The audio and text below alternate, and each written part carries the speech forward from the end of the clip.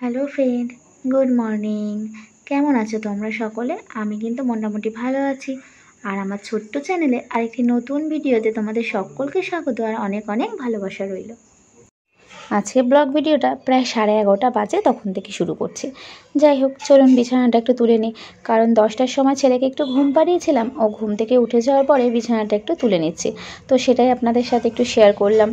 আর কি বলুন তো, সবসময় না মন মানসিকতা সমান থাকে না, তার জন্য একটু ভিডিওটা এদিক ওদিক হয়ে যায়। কি আর করব বলুন, সব সময় যদি মানুষের মন বা শরীর একই রকম থাকতো তাহলে তো হয়েই যেত। তো যাই হোক, আজকে ভেবেছিলাম যেহেতু ভিডিও করব না, তো সেই অবস্থায় চলছিলাম।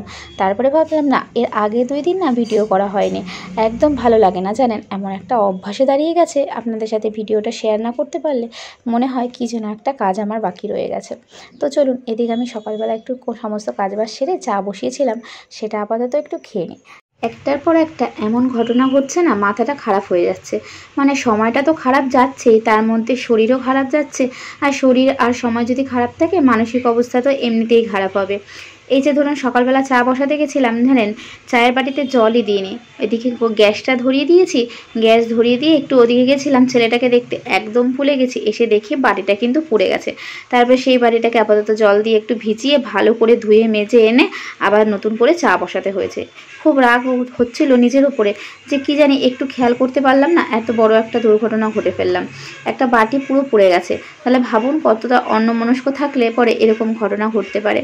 একদম ভালো লাগছিল না চা খেতে, জানেন সকালবেলায় যদি এরকম একটা ঘটনা ঘটে তাহলে মাথাটা তো গরম হবেই। আর মাথা গরম করে কী লাভ বলুন তো? তাই ভাবলাম ছেলের কয়েকটা জামা কাপড় আছে, একটু ভিজিয়ে রাখি। আর এদিকে এই যে বাটিতে সার্ফ দেখে আপনারা ভাবছেন যে সার্ফ কেন বাটিতে, দাঁড়ান বলছি। আর এই সার্ফের কৌটোটা না আমি ব্যবহার করতে যাব, এর মধ্যে হাত থেকে পড়ে গেছে। আর পড়বি তো পর জলের মধ্যে গিয়ে পড়েছে, জল ঢুকে সমস্ত সার্ফটা প্রায় নষ্ট হয়ে যাচ্ছিল।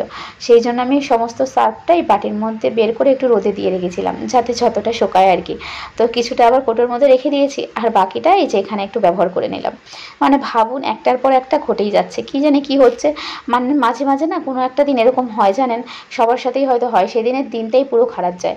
আর আজ যা হয়েছে কি বলবো, আগে একদিন মোবাইলটা প্রায় নষ্ট হয়ে যাচ্ছিল, আজকে চায়ের বাটিটা পুড়ে গেল, তারপরে আবার সার্ফটা হাত থেকে পড়ে প্রায় নষ্ট হয়ে যাচ্ছিল। কি বলবো বলুন, মাথাটা তো খারাপ হবে। তো এদিকে ওর জামা কাপড়গুলো ধুয়ে টুয়ে দিয়ে চলে এসেছিলাম একটু ছেলেকে খাওয়াতে। কিছুই খাচ্ছে না জানেন, একটু ভাত খাওয়াতে নিয়ে বসেছিলাম, ভাত তো খেলোই না। তারপরে মা বললো একটু ম্যাগি করে খাওয়া, কিন্তু ম্যাগিটা তো আবার বেশি খাওয়ানো উচিত না, যদিও বা আমি ম্যাগিতে কোনো মশলা ব্যবহার করি না, শুধু একটু ম্যাগিটা সিদ্ধ করে একটু লবণ দিয়ে নিই হালকা করে। ম্যাগির মশলাটা তো বাচ্চাদের একদমই খাওয়ানো উচিত না, এই জন্য আমি মশলাটা ওকে দিই না, একটু লবণ দিয়ে খাওয়াই। আর ওই যে ঠান্ডা লেগেছিলো, এই জন্য কিছুই খেতে চায় না। ভাত নিয়ে বসেছিলাম, সে তো একটা মুঠো ভাত মুখে তুললো না, বাধ্য হয়ে ম্যাগি করে নিয়ে এসেছি। দেখুন ম্যাগিটা কিন্তু ভালো ভালো খেয়ে নিচ্ছে, কিন্তু ভাত আর দুধ সে কিছুতেই খাবে না। যাই হোক, আর কি করা যাবে, যেটা ভালো খাচ্ছে সেটাই আপাতত ওকে খাইয়ে নিই। আর কি বলবো বলুন, এদিকে মা আবার একটু শরীরটা খারাপ, আজ কয়েকদিন ধরে ব্যথায় খুব কষ্ট পাচ্ছে।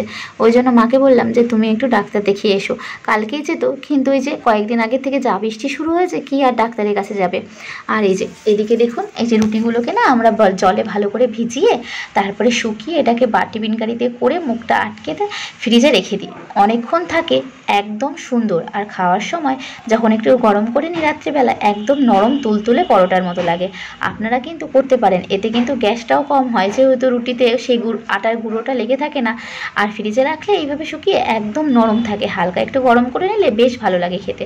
আর এই যে মা কিন্তু বলছিলাম ডাক্তারের কাছে যাবে, তাই মা একটু বেরিয়ে গেল। এদিকে তো মা চলে গেছে ডাক্তারের কাছে, তো ছেলেটাকে একটু কার্টুন চালিয়ে দিয়েছি, ওকে স্নান টান করে বসিয়ে রেখে এসেছি। আর এদিকে আমি জামা কাপড় কেচে তারপরে ছেলের খাবারটা বসিয়ে ভাবছি আমিও স্নানটা করে নেব। তো এদিকে জামা কাপড় একটু ধুয়ে নিচ্ছি, জামা কাপড় বলতে কয়েকটা নাইটি।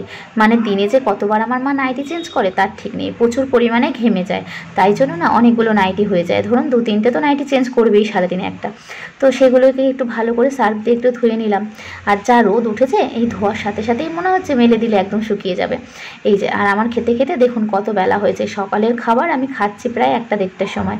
মানে কি বলবো, সকাল থেকে সেভাবে খাওয়ার সময় পাইনি, আর ভালো লাগছিল না, মন মানসিকতা ভালো না থাকলে খেতে কি আর ভালো লাগে। আর এই যে তরকারিটা দেখছেন না, এটা কিন্তু ব্যাপক লাগে খেতে, আপনারা কিন্তু রুটির সাথে খেয়ে দেখতে পারেন। কি তরকারি, দাঁড়ান আপনাদের সাথে বলছি।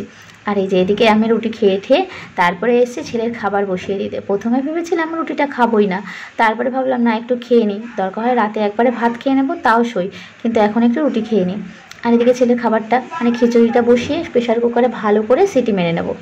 আর যেটা বলছিলাম না যে দুর্ঘটনা ঘটেছে, কী দুর্ঘটনা জানেন? এই প্রেশার কুকারটা না প্রায় বাস্ট হতে হতে বেঁচেছে। মানে প্রায় প্রেশার কুকারের মুখের মধ্যে একটুখানি ময়লা আটকে ছিল। প্রথমে সিটি পড়ছিল না, আমি না বুঝতে পারিনি জানেন অত ভালো করে যে কী হলো ব্যাপারটা। তারপরে সেই অনেকক্ষণ ধরে না কেমন একটা ফোঁস ফোঁস আওয়াজ হচ্ছে। তারপরে দেখি প্রেশার কুকারটা নড়ছে। আমি তাড়াতাড়ি করে গ্যাসটা নিভিয়ে প্রেশার কুকারের উপরে জল ঢেলে দিয়েছিলাম। এদিকে মা বাড়ি ছিল না, যদি একটা কিছু হয়েছে তো বলুন তো কত বড়টাই না দুর্ঘটনা ঘটতো। কী যে হচ্ছে কি জানে, কিছুই বুঝতে পারছি না। যাই হোক, কোনো রকমে তো আজকে বেঁচে গেছি। পরে প্রেশার কুকার খুলে দেখি ওটার মধ্যে না একটু মানে ভাতের দানা ঢুকেছিল। আগের দিন একটু ডালিয়া রান্না করা হয়েছিল, তো সেটাই হয়তো ঢুকেছিল, ঠিক করে মাজা হয়নি, যার জন্য এত বড় একটা দুর্ঘটনা ঘটে গেছে। এত বড় ভুল কোনোদিনও হয় না জানেন। আমি যখন প্রেশার কুকার ধুই একদম সাবধানেই সেটাকে ধুই, ব্যবহার করি প্রেশার কুকারের সিটিটা। কিন্তু এবার যে এত বড় ভুল কেন হলো কিছুতেই বুঝলাম না। তো এদিকে আমি স্নান টান করে তারপরে এই যে জামা কাপড়গুলো ধুয়ে রেখেছিলাম সেগুলোকে একটু মেলে দিচ্ছি। তারপরে ছেলেটাকে খাইয়ে নেব, কারণ অনেকটা দেরি হয়ে গেছে সেই ঘটনাটা সামাল দিতে গিয়ে। এত ভয় পেয়ে গেছিলাম, মানে হাত পা পুরো কাঁপছিল। যদি বাস্ট হয়ে যেত বারবার ভাবছি তাহলে কি হতো বলুন তো। যাই হোক, ঠাকুর এবার এই যাত্রাতেও রক্ষা করে দিয়েছে। তবে জানেন কিছু একটা করতে হবে, এত বারবার এত কিছু ঘটে যাচ্ছে কি আর বলবো। মানে বাড়িতে তো কেউ ছিল না, ছেলে আর আমি, এই জন্য না আরও বেশি ভয় পেয়ে গেছিলাম। কিছু একটা ঘটে গেলে কী যে হতো ভগবানই জানে। কি আর করা যাবে, এই সমস্ত কোনো কথাই আমি কিন্তু মাকে বলিনি, কারণ মাকে বললে মা আরও বেশি ভয় পেয়ে যেত। আর এদিকে দেখুন রোদের কি জেল্লা, বাপরে বাপ কি প্রচুর পরিমাণে রোদ উঠেছে, একদম বাইরে যাওয়া যাচ্ছে না। আর জামা কাপড় দেওয়ার সঙ্গে সঙ্গেই মনে হচ্ছে শুকিয়েই গেল। তো চলুন এদিকে আমি ভিডিওটা আজকের মতন এখানেই শেষ করছি। যদি আমার ভিডিওটি ভালো লেগে থাকে তাহলে সকলে কিন্তু আমার পাশে থাকবেন।